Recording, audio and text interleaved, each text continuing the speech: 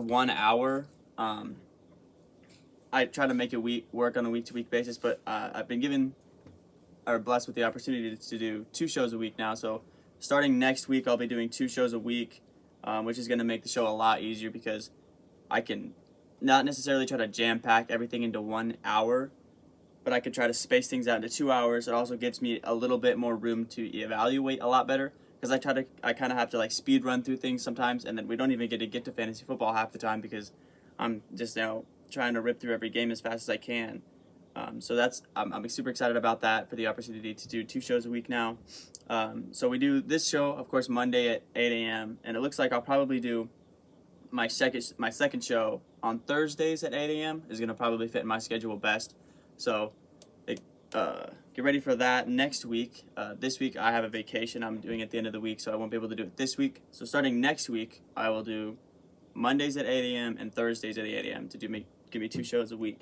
And so from this point on, after today, I'll do Latham's List on Thursdays instead of Mondays, because that way, if there, for example, like tonight, two great teams are playing. We got the Raiders and the Chargers playing tonight on Monday night.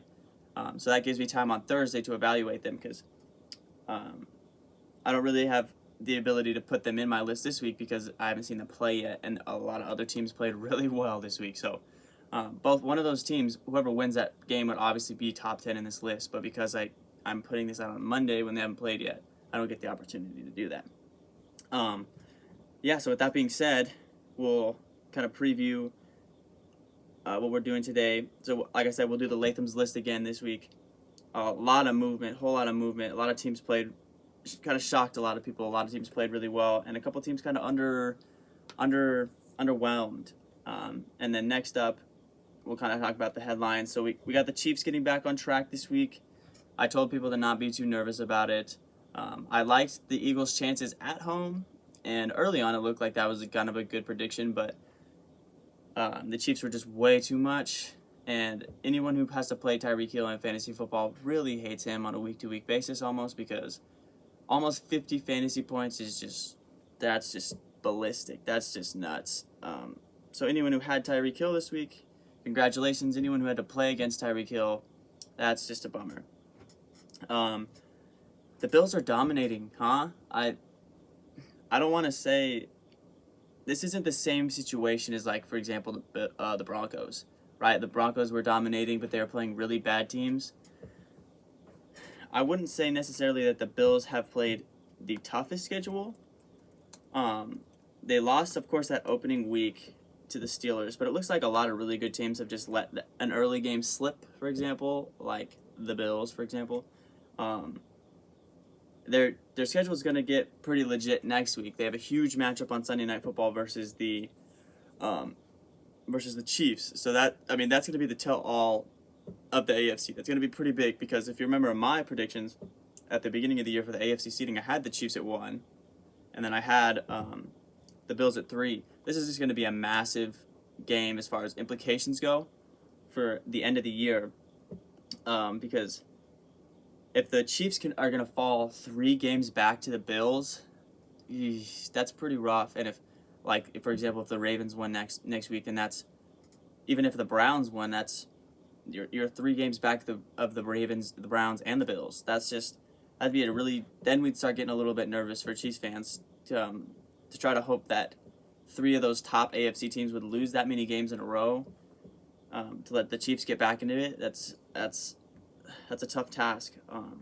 But yeah, the Bills lost that opening win to the Steelers barely.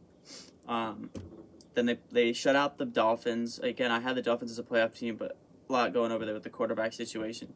A good Washington football team. They beat 43-21. I wouldn't say the Washington football team are a horrible team. They were division winners last year. Not as good this year, obviously, and then they blow out the Texans 40-0. So Texans, of course, not a very good team. The Dolphins look like they're not going to be a very good team. But I guess the real tell will be this Sunday night versus the Chiefs. So if the Bills are as dominant of a situation as I think they're in, that's going to be a pretty big matchup for them. Because after that, they play like the Dolphins again, the Jags, the Jets. They don't play a legit team again. They play Tampa in about week 12, so that'll be their only big matchup for the rest of the year. It's just unfortunate for the Bills because they're going to be in that same situation that the Patriots were in for so long, because that AFC East is just such a weak division. It's, the Jets, the Dolphins, the Bills, and the why am I drawing a blank on that last team? The Dolphins, the Jets, and the Patriots, my bad, and the Patriots, yeah. So they get 4 games a year against the Jags, or they get 4 games a year against the Jets and the Dolphins, which are kind of, gimme wins, if you could say so myself. Give me just 1 second, guys.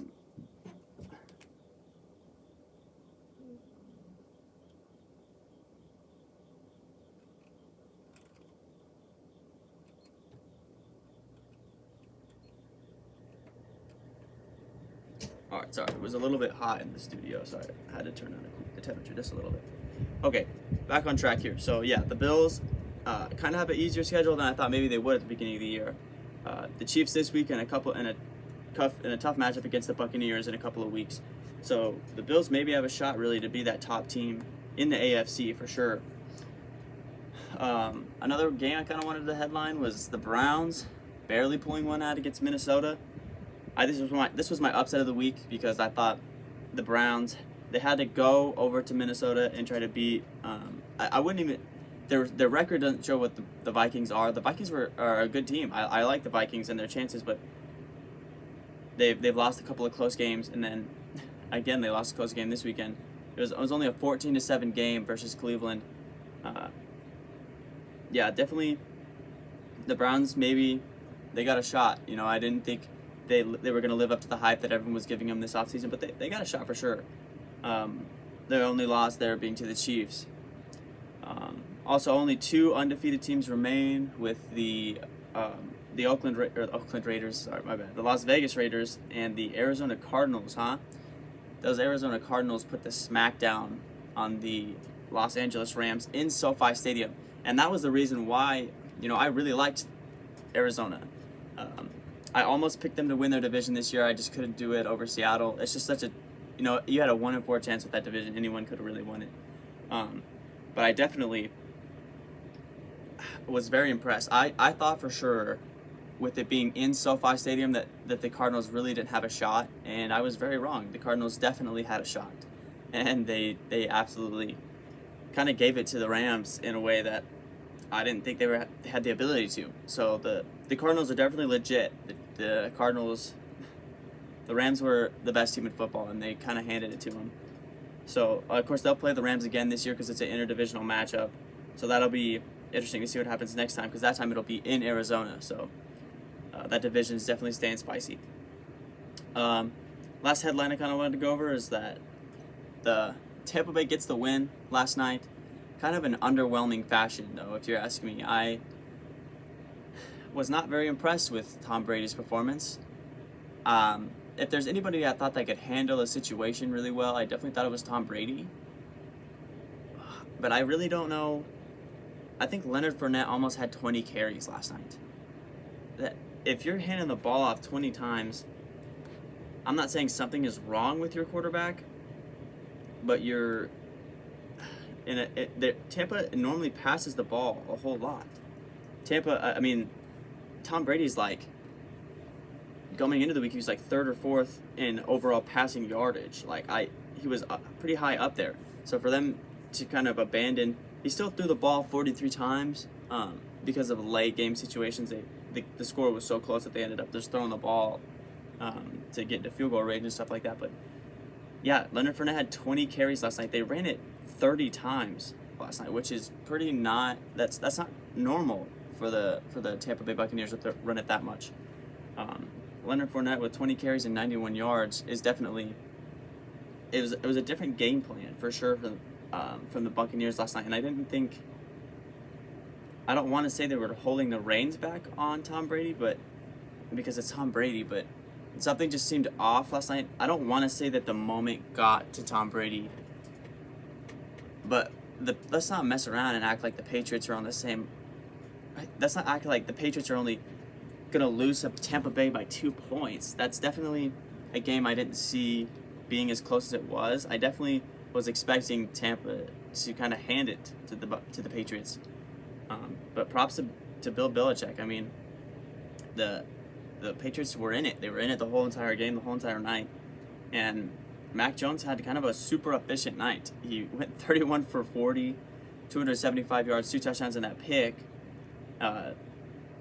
If the Patriots could have got anything going on the ground, they would have had a shot. They threw it 40 times with him, with Mac Jones, and they only ran the ball 8 times, and they only ran it for 0 yards. They ran it 8 times for 0 yards because Damon Harris had -4 yards and Mac Jones had rushed for -1 yard. So if they could have got the run game going, they had a shot for sure. The Patriots. So the Patriots are going to fall to 1-3, but if they can hang with Tampa Bay like that, why can't they hang with anybody else? Next week they are going to go to Houston, so that's definitely a game the Patriots should be able to pull out. And then it doesn't get very easy for them after that. So it goes Cowboys, Chargers, Panthers, Browns. So the Patriots really have a tough stretch they have to kind of go through here. So maybe that was kind of the lift they needed to say, hey, if we can hang with Tampa Bay, we can hang with any team in this league. Tampa Bay is one of the top teams for sure.